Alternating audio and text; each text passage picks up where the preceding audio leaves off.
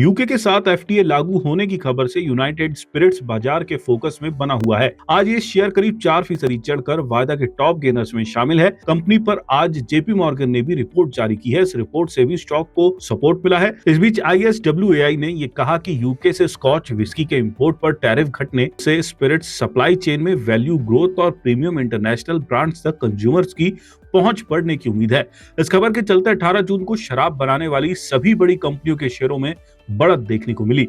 Industry body ने भी Bharat UK free trade agreement लागू होने का स्वागत किया है। इस इंडस्ट्री की जानकारी रखने वाले लोगों को ये उम्मीद है कि इस समझौते से स्कॉच विस्की के इंपोर्ट पर टैरिफ कम होगा और घरेलू स्पिरिट्स मार्केट में प्रीमियम प्रोडक्ट्स की मांग बढ़ेगी।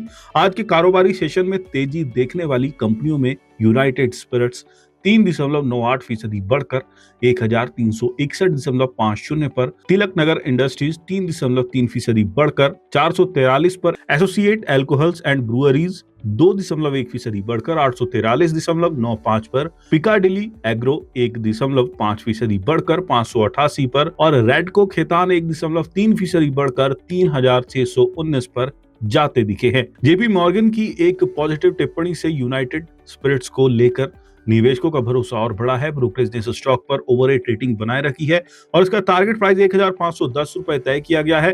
ब्रोकरेज का यह कहना है कि कंपनी का FY27 का ग्रोथ आउटलुक काफी अच्छा बना हुआ है।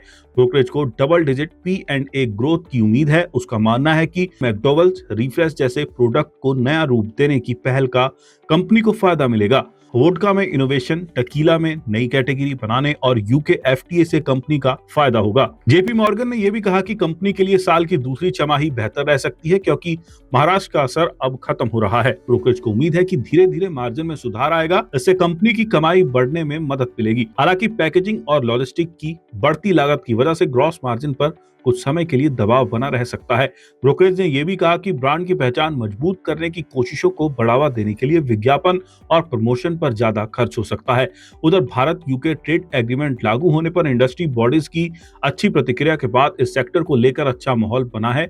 International spirits and wines association of India ने कहा कि यह एग्रीमेंट दोनों देशों के बीच व्यापार को मजबूत करेगा, इंडस्ट्री की ग्रोथ में मदद करेगा और भारत के अल्कोहलिक बेवरेज सेक्टर के लिए नए मौके पैदा करेगा।